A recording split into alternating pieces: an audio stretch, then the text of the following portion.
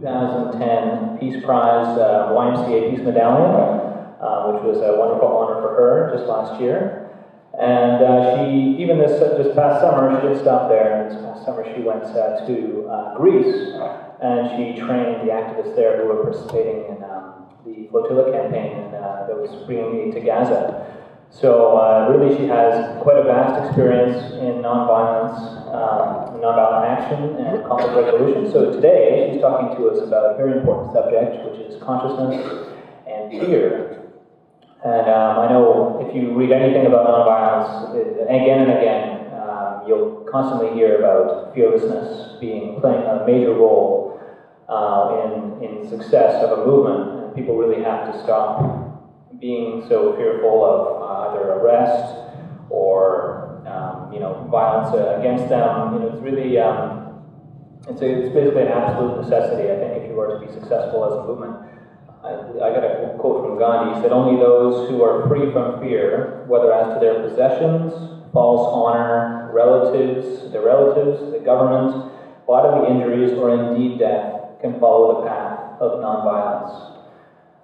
So it is a very important subject matter, and we're so proud to have Lee join us here. So please give her a warm welcome, Lee McKenna.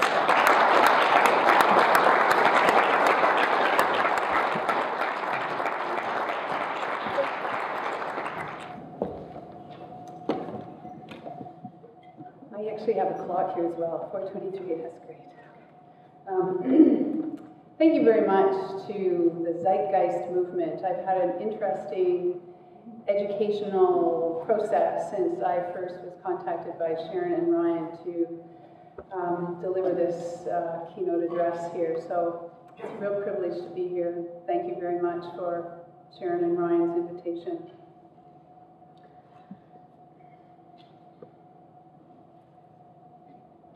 With or without the glasses? Okay, we'll try. A conversation overheard in an airport recently. Please take off your shoes. Why? The airport staff person looks quizzically at the woman in front of him. Why? Wonder what cave you've been living in. Don't fly much? Strange. She looks reasonably intelligent. Should I bother to tell her about the shoe bomber? No. Too many people in the queue. He resorts to the tried and true. It's the rules. Oh! That explains everything now, doesn't it? The dreaded beeping sound indicates that I must be hiding something. Why did that go off? I want to know. You must have something in your pockets or somewhere. A woman in the ubiquitous gray uniform of airport security approaches me with her hands up. And I say, "What are you doing?" "I have to search you." "Why?" "Because the machine beeped." "Why did the machine beep?" "Because you must have something on you." "Well, then let's see." I turn my pockets inside out, roll up my pant legs, turn around. Nothing suspicious. I'll go through the security portal once more just to be sure. No. "Why not?" "Because you beeped." "But why did I beep?" "Because you must have something on you. So I have to search you." "But there's nothing on me." "Do you not have a wand?" "No." "I'll search you over there in that little booth if you want privacy." "No. If you're going to do this, you will do it right here in front of God and everybody, but you have no right to touch me. You just need to know that." She summons the manager who towers over me, asking me menacingly if I would like to get home today. I lose. I raise my arms, submit to the probing hands. Yes, I do want to get home.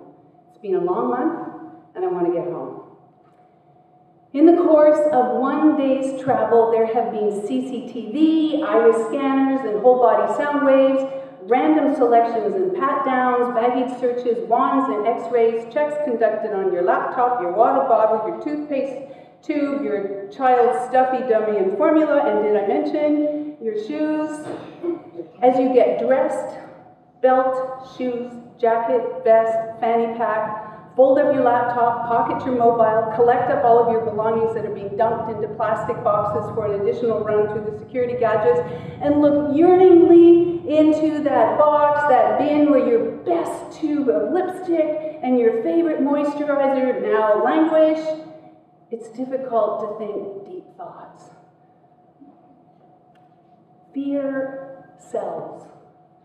Fear invades, colonizes our mind, takes over, shape-shifting and shifting shapes, ordering us into boxes and lines, kneading the defiance in us into compliance, and we hardly notice.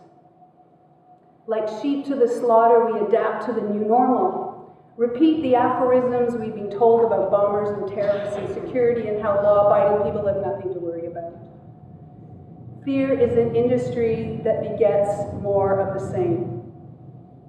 It generates the production of neurotransmitters whose job it is to prepare us for fight or flight.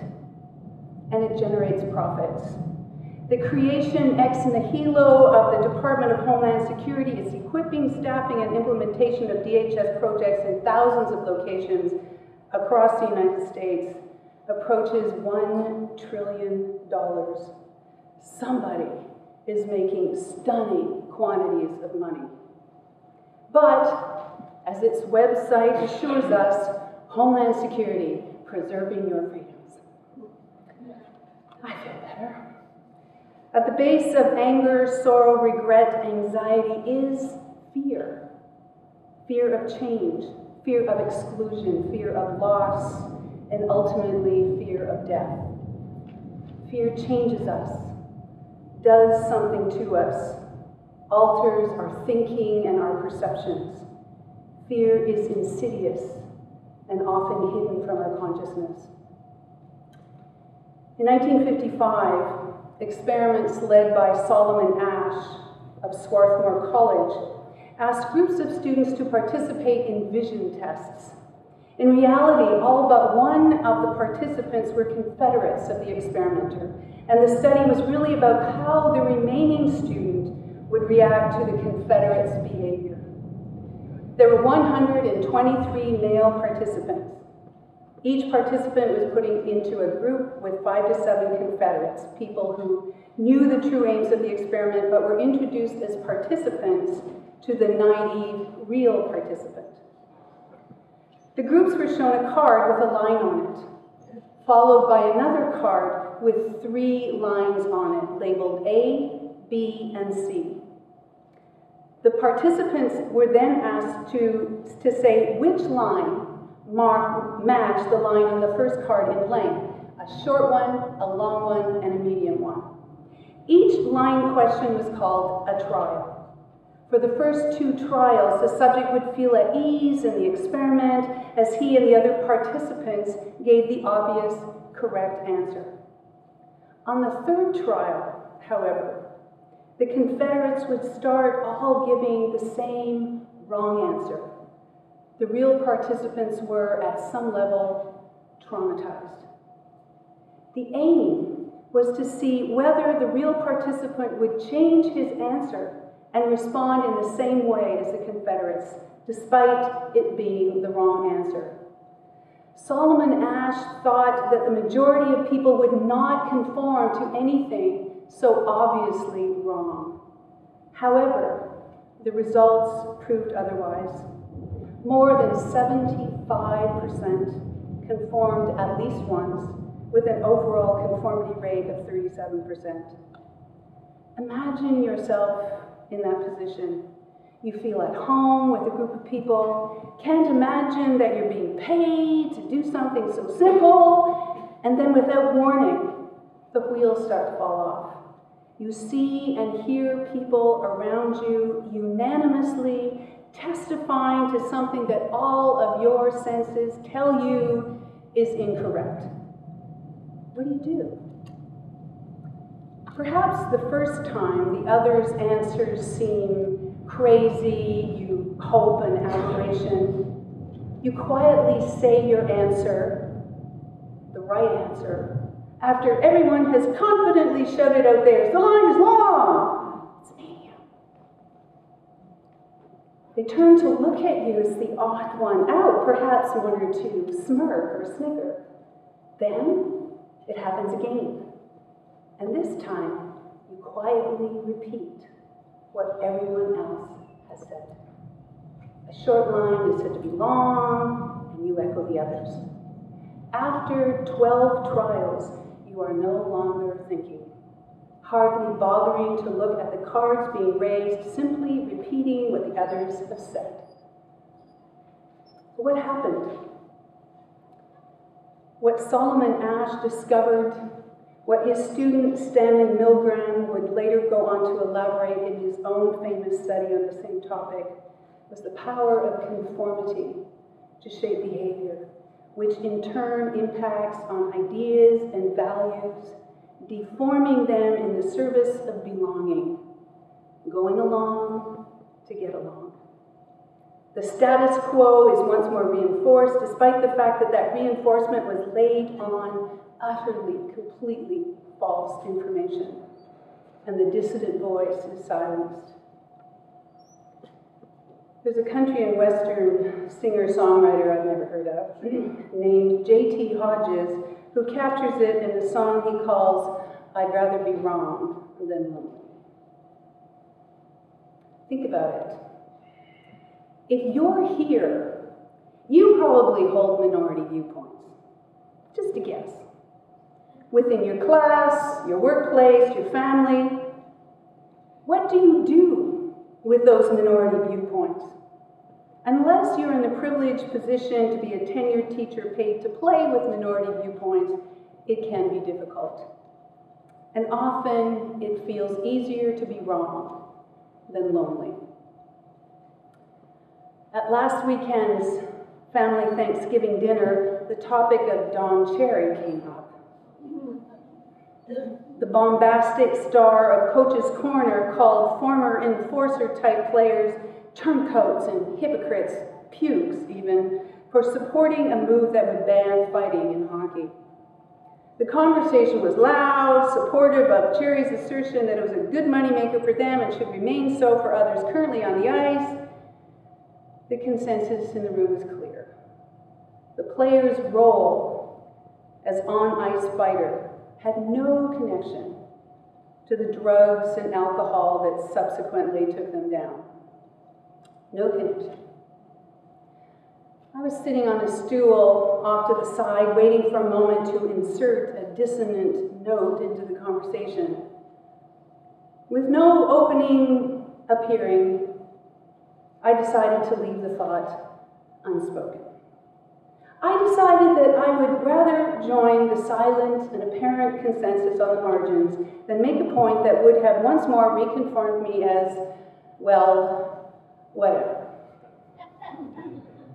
So what brings you here? Why are you here as opposed to somewhere else? Somehow, somewhere along the playing out of your story, you started to inquire, to ask questions, to dare to wonder out loud why everyone was saying that the line was short when clearly it was long. Do you know why? Do you remember when it happened? Has it always been a part of who you are? Were you raised to question, or did you decide at some point to digress from a primordial mandate to comply, to behave, to be good? My favorite, to be a lady.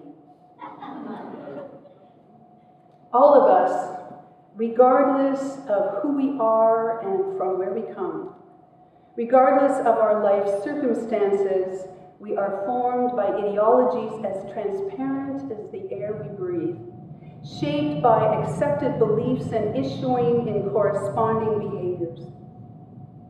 What kind of ideologies, beliefs, and behaviors are invariably rooted in our tribe and social location? We learn by mimicking the speech, body language, choices, interests, and motivations of those who make up our primordial environment. We slip them on without even noticing we're doing it. Just as those who provide the ideological garments for us are rarely conscious of their role as social, psychological, political, and emotional haberdashers. We are taught and modeled norms, and we are schooled in the rules.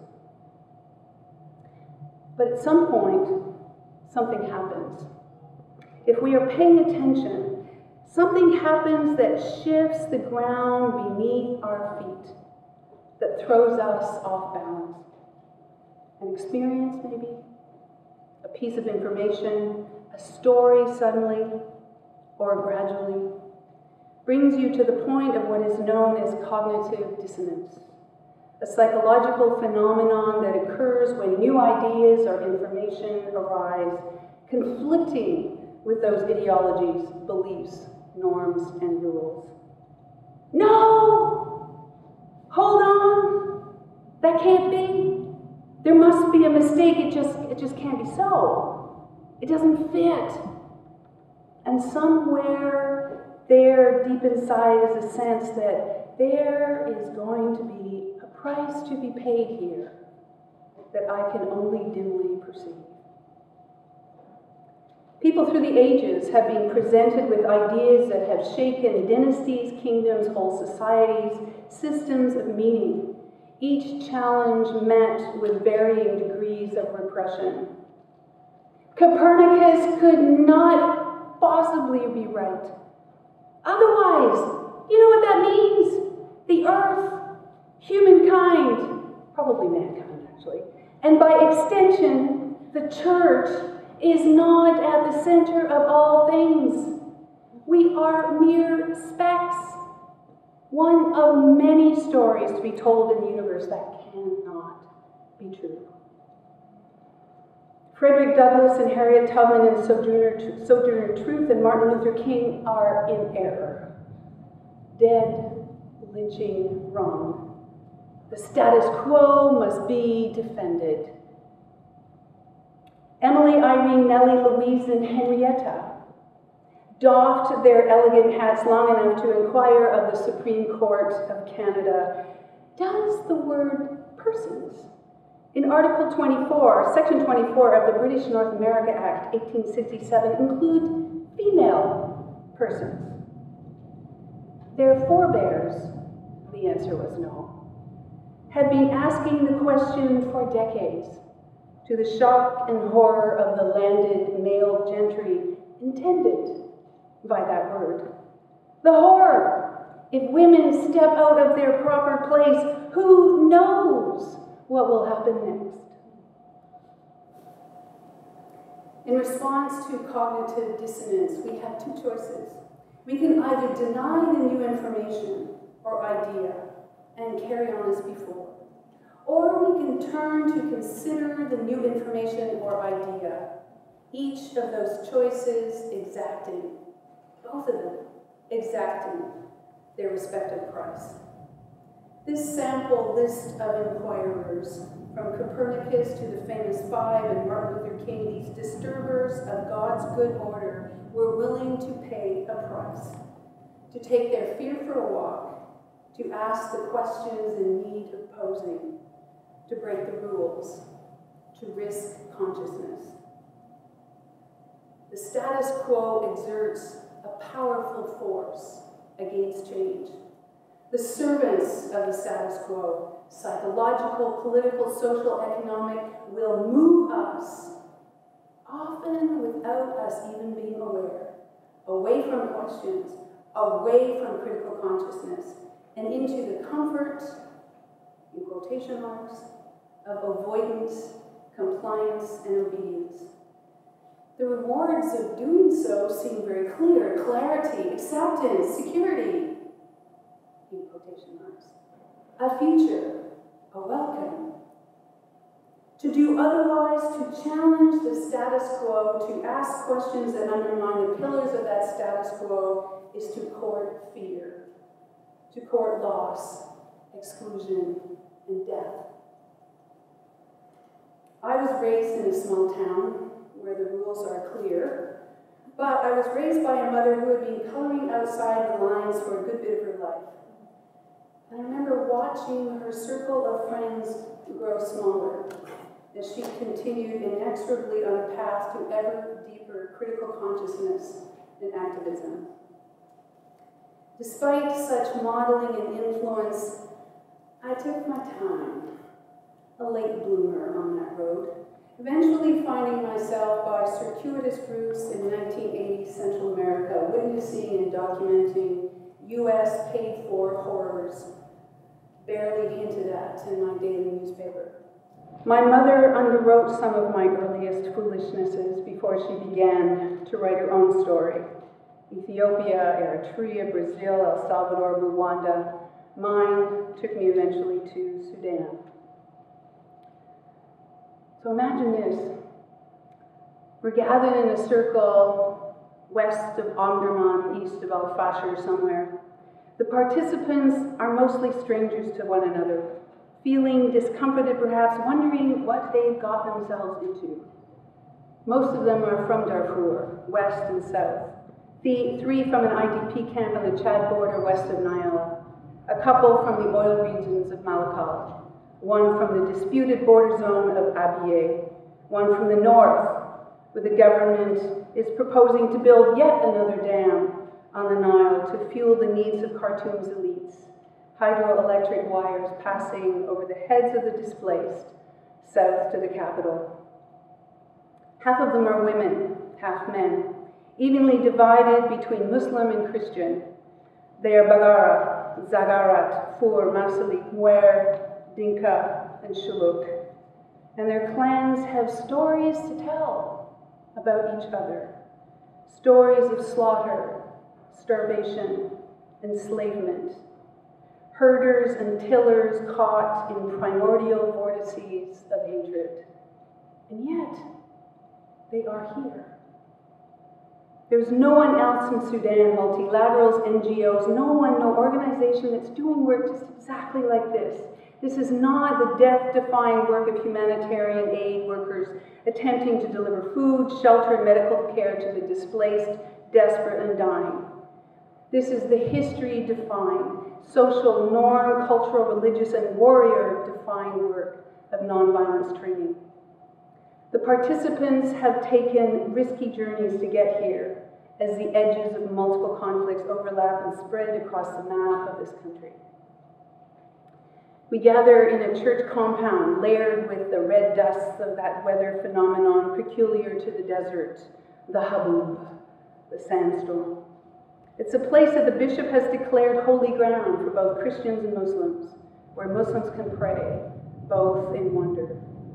This place has been targeted by the government and attacked by the justice and equality movement, one of the several Darfurian rebel movements.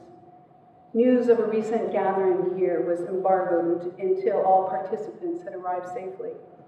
We begin by talking about what we're going to be doing over the following intensive weeks together. Some idea of how the days will flow. I explain my role, not as answer person, not as expert.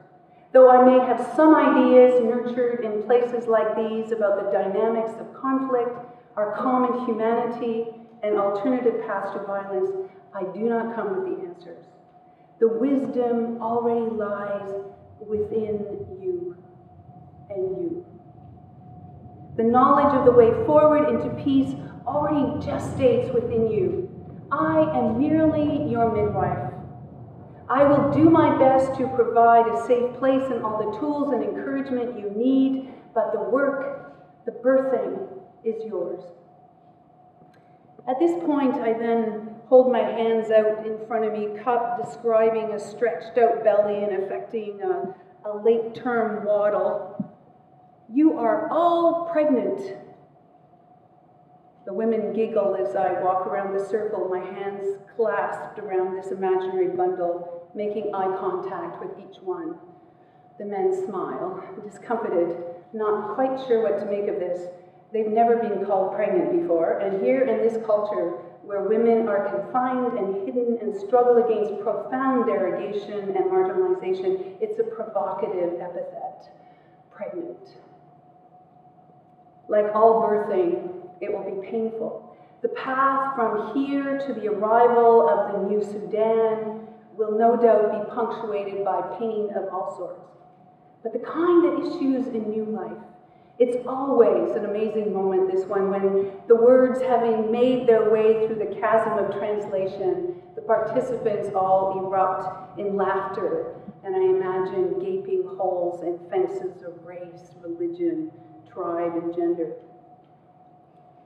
In the weeks that follow, we will push one another to our respective outer edges, where nothing is not up for interrogation. History, land, ways of life, culture, gender, religion, tribe, civics, history, and heroes. All to be examined under the lens of our question: what in our everyday lives that we hardly see drive violence in a warrior culture?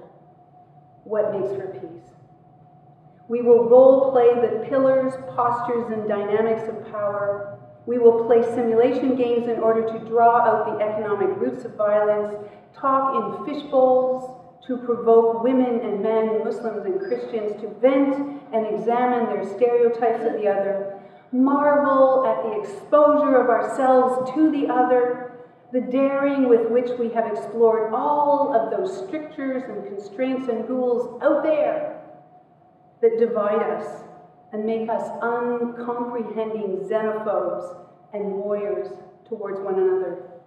We imagine our way back into our return from where we came, back home, and what it will be like to put into practice out there what we have learned in here, the risks of dissent that will mark their lives henceforth.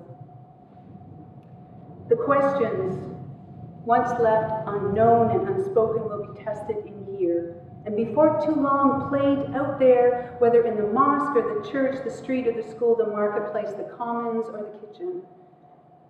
Who wrote the rules? Who benefits from the rules?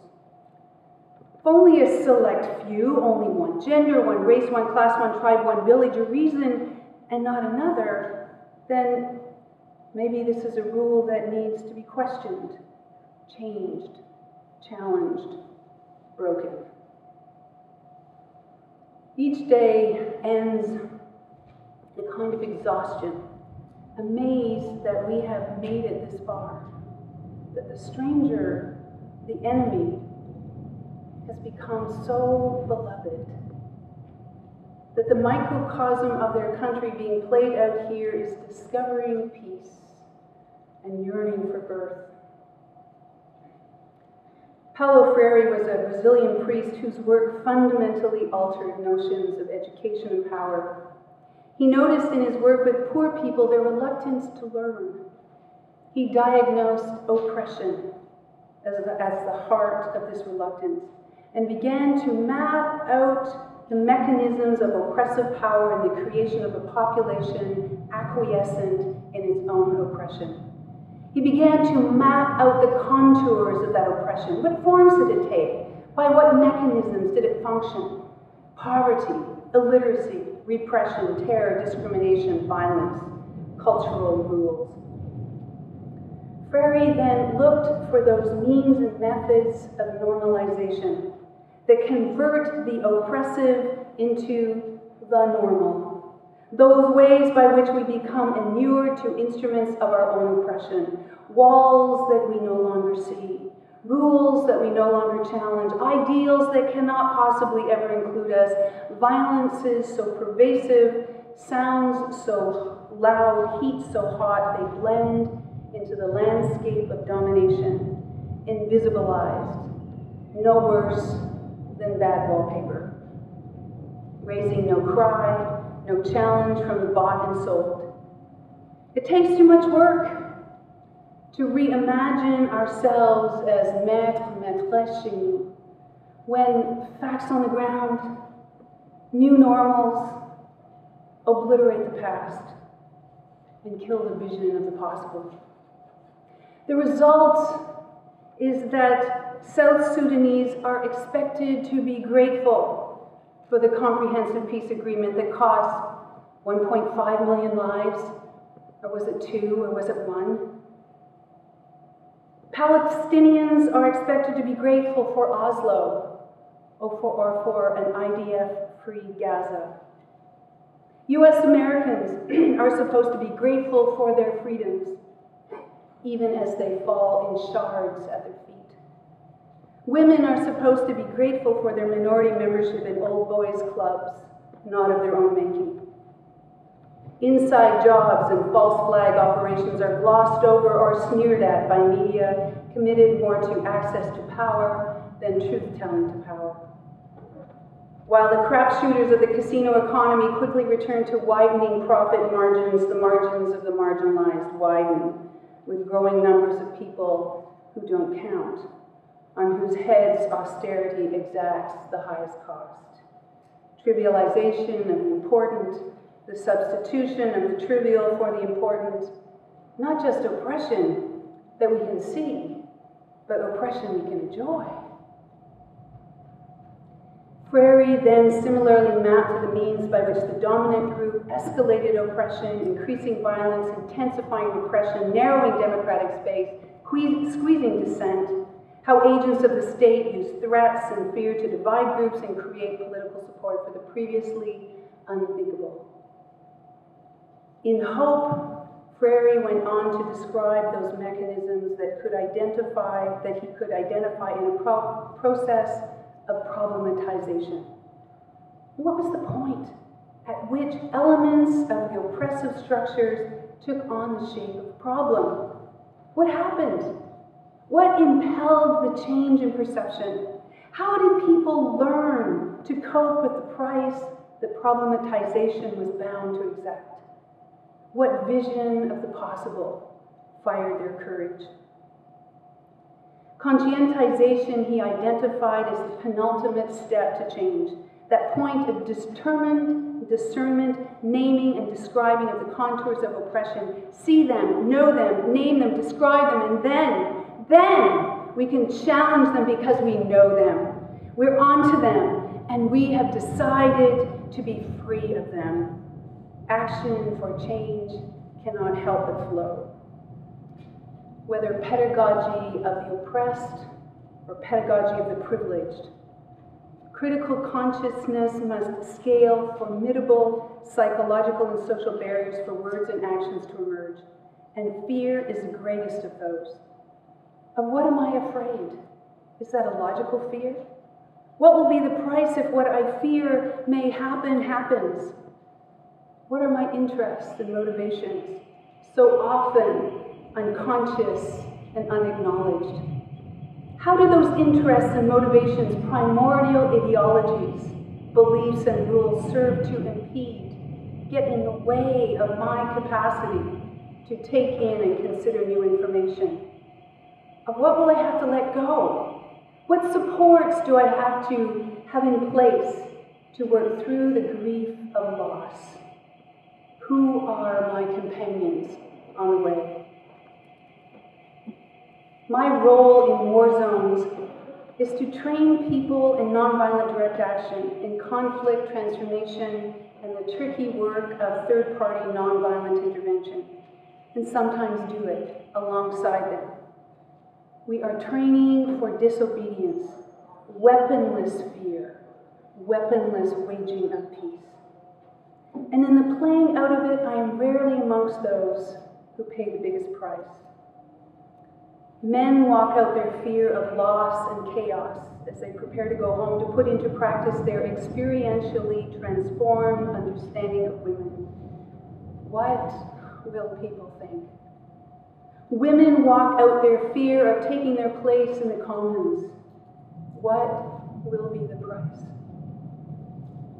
Nuer and Dinka, Zagara and Masalit walk out their fear of dissenting from history's mandate to hate.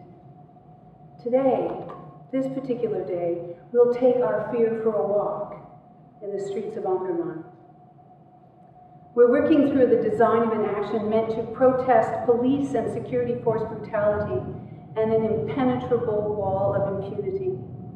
We have thoroughly told the stories that need to be told. Flora's scars, Rafat's torture and imprisonment, Priscilla's exile, Abdul's son's killing, Rahman Adam's wife's rape by the Janjaweed. The closer we get to our imagined destination, the quieter the room becomes. The justice and equality movement has attacked this compound recently, suspicious of the comings and goings. People are gathered in little knots, painting slogans on cardboard nailed to roof slats. A group of women are concentrating their efforts on a banner, modest in size, not so modest in sentiment. If this were Latin America, it would say, "Basta ya." But it's Arabic, flowing like streams of water across white canvas. Falahailam durakabu yakfi. Gradually, the signs and banners are completed, and we begin to choreograph the march. We practice some refrains and mantras. It will be modest, it will be small. The route past the police station is short. Beneath the activity, there is an unspoken question, neither asked nor answered. Are we actually going to do this? Or is this just a role play? I don't know. The pulse of fear in the room thrums, yet contained within a web of trust and mutual confidence. The marchers begin to form in rows of 3, moving out into the red, sandy grounds of the compound. As they approach the gate, to their audible relief, the trainers relieve them of their banners and signs. The 20 women and men, Christians and Muslims, mostly young, walk through the gate and out into the busy streets. People turn and stare as they walk, carrying high their unseen signs of protest, stretching out a virtual banner of dissent, walking to the rhythm of provocative, unspoken chants. The careful ranks of 3 slip and adjust to the market day crowds, weaving their way along the planned route. On the approach to the police station, there is a stiffening in limbs and faces as their courage falters ever so slightly. But the march continues. They turn to greet the police, whose attention is caught by the suspicious-looking parade. Some in uniforms of blue, some khaki, some lolling in the midday heat. They shift their machine guns like peacocks with their feathers. The marchers, signs and banners pass, their wordless chorus parting the throngs. As the marchers return to the compound, some stumble to the safety of the ground. Some gather in pairs and groups for hugs. Exhilaration is written on their faces. So it's quite a moment.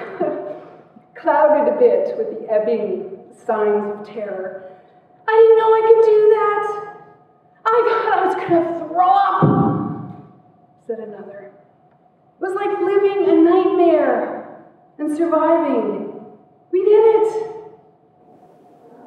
The group gathered to talk all at once, the translators struggling to keep up about how they were feeling going back through their walk of fear, how the fear shifted and changed and moved within them as they walked. Its eventual defeat. I took my fear for a walk, and I've lived. Changes everything. I will never forget this. It will be with me, this story, right here. Something to hold on to when I do this for real. One more story, just one. The media section of the Tahrir passenger list has grown to include Daria from Pravda, Adam and Hassan from Press TV, the latter an acclaimed documentarist, as well as Alan from the Danish state broadcaster, and Alexandra and Alexei from Radio Canada RDI. They are photographing the trainings, filing stories, doing interviews, and today it's my turn. With Daria, seated in a restaurant patio on plush cushions, not your usual war zone, overlooking the Mediterranean. She stands out amongst the group, makeup and wardrobe fit for a night out. She's a late arrival here, and she's puzzled. When she participated in yesterday's media tour of the boat, she asked about the location of the cabins. There are no cabins. she was told. No cabins, no beds, no showers, no bathing facilities at all. Ocean. She is also perplexed about the people, who we are. Why are we doing this? This strange thing. Her beat is the Middle East. She was arrested and hooded, taken to an Egyptian prison during the course of the events of Tahrir Square. It's her job. Yeah, why would you? She asks. Why would you, comfortable, so far from Gaza, care about Gaza? People have said to me, her perfectly plucked eyebrows rising in question marks, it's about the children of Gaza. Why? She's shocked that there's a 23-year-old Australian who should be surfing somewhere, a 77-year-old who should be playing with her grandchildren, that there are mothers here. Soha left her husband and 5-year-old son to go camping in Algonquin Park without her. That of a Vancouver couple who are here, only one of them is going on the boat. Why would he allow her to go? She quizzed John. Clearly you have not yet met my wife, said he in response. Dario wants to know 2 things of me. How did I get here? What's my excuse? And secondly, what was the training about?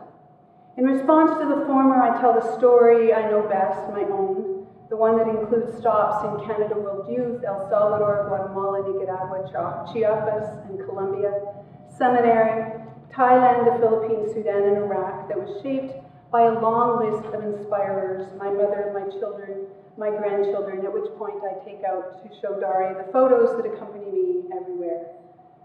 Teachers, theologians, activists, pacifists, economists, friends. Perhaps a story will help, I tell her. I'm in Basra, in a children's cancer hospital. It's a couple of months since George Bush has declared mission accomplished and 5 months since the birth of my grandson, Owen. It's 49 degrees inside and outside, electricity roaring the building into life only occasionally during the course of any given day. In one of the wards crowded with children and their mothers, I encounter a woman, young, beautiful, dressed in the brilliantly embroidered weaves of the Kurds. She's holding her son, who's 5 months old. An Iraqi physician translates for us. The same age as Owen. Her son is clothed in a thin shirt, exposing a purple-hued, scarred and distended belly, evidence of a vain attempt to conquer the depleted uranium-induced cancer that is killing him. The 2 little boys are suddenly in my mind, together somehow, sharing a common past of 5 short months, facing very different futures. Why? I want to shout.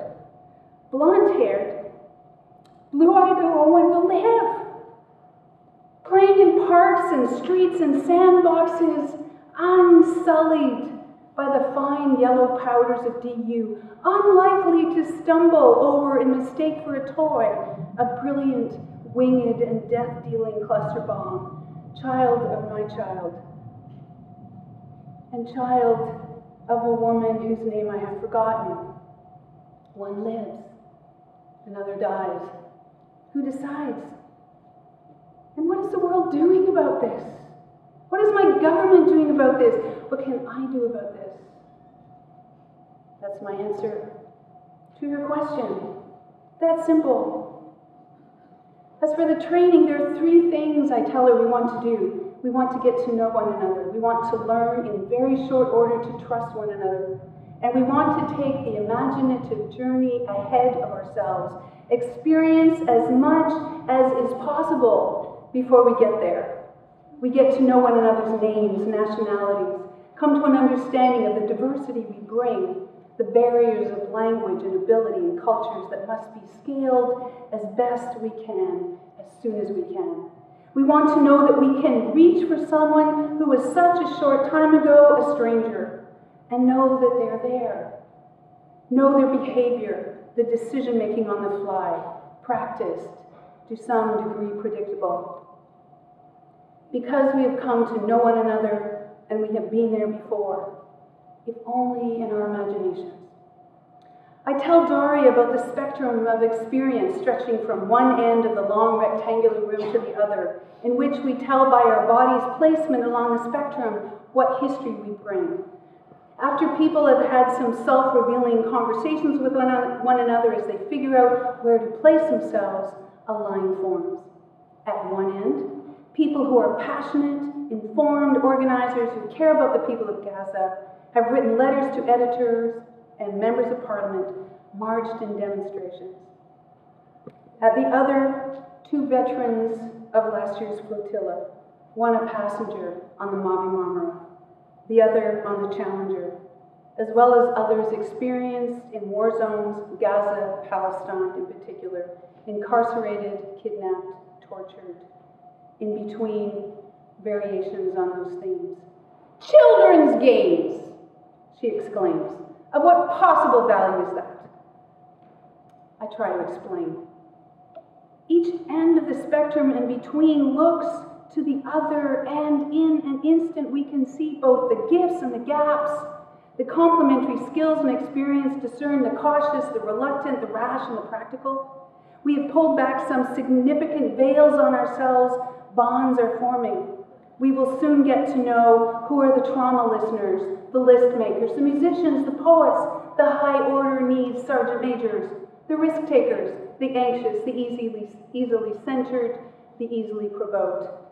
We'll get into little bits of trouble in these land-based days, and we'll make our way through it. I tell her about the scenarios played out to help us imagine where we're headed. In plenary, we brainstorm both the venues and the elements of the anticipated encounters. At sea, on the dock at Ashdod, in prison. We list off our possible weapons and tactics.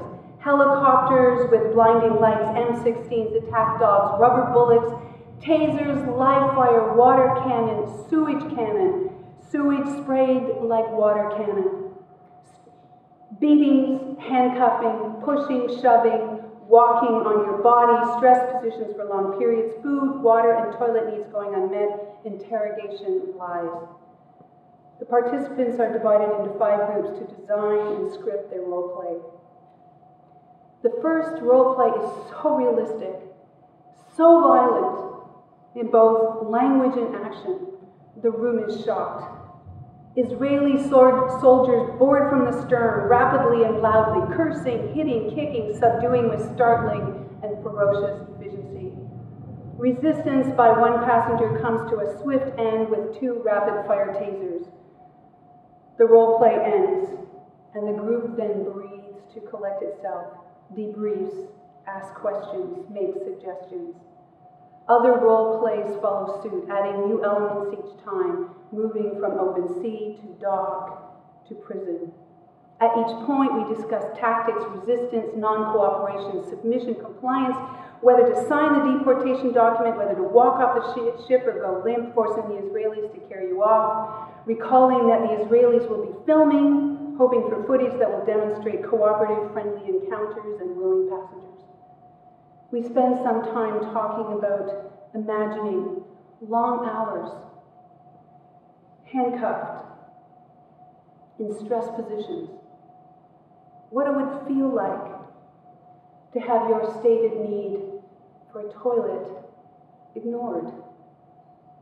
We think about that, the number of us on the floor, our hands behind our back. We imagine some amongst us, perhaps ourselves, unable to hold on to urine or feces. Imagine the turning point. Feel the warm release. Recognize the odor.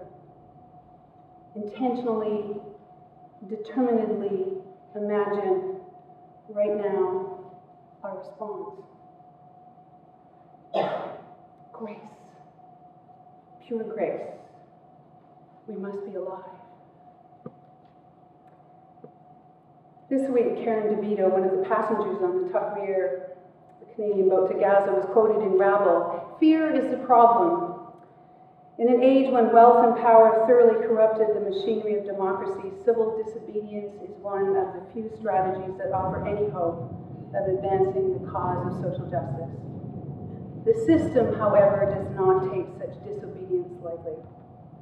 And then she goes on, I think that day that you look in the mirror and say, I'm a person who stands up for social justice. I'm a person who understands that my liberation is somehow wrapped up in the liberation of the other. There's a shift. It occurs at a different time for everybody. Every person that you meet, every person that you talk to, every person is touched by this in some way. You're not going to change everybody's mind. You're not going to change the mind of someone with one word, one story. Maybe you brought a little insight, something they never thought of before. Perhaps echoed a question they have not realized was already knocking around inside them. It's hard to measure these things, but that's okay. All you know is that doing nothing is no longer an option. Homeland security. Preserving our freedoms. I guess it depends on what we mean by freedoms. I want freedom to question, to dissent from the prevailing opinion, freedom to hear my point of view expressed alongside others without fear of repression or silencing or invisibilization. I don't mind being uncomfortable. I'm okay with the discomfiture that comes with asking questions. I'm okay, most of the time, with asking questions of myself, checking my motivations and interests that so often remain unconscious and unacknowledged, invisible to me and impeding my capacity to consider new information, to rethink my path. I'm willing to forgive myself when I falter, at times preferring a tenuous piece of silence. I'm willing to open myself to the possibilities of fear, to take it for a walk and leave it behind. Freedom from fear comes when you recognize that there is an endpoint to consciousness that is absolutely unassailable, that cannot be taken away from you, regardless of the apparent threat to your well-being, whether epithets, insults, assault, imprisonment, or even death. It's called love. So go ahead, people, ask your questions. Why is public debt in private hands, as Josephine said last night? Why is it that we can afford jets and jails and wars and not pensions and home care and daycare? How come those who created the problems get bonuses while the rest of us get job losses and service cuts? Why does anyone think that a limited biosphere will forever contain unlimited economic growth? Why is women's work of less value than that of men's? Why does the U.S. government refuse a real inquiry into the events of 9/11? Why do we subsidize dirty oil to pollute our air and contaminate our rivers and aquifers? Why are we at war with no discussion, no reason? Ask the questions and don't retreat from the answers. Find your companions along the way. You are not alone, and the odds are good. 99 to 1.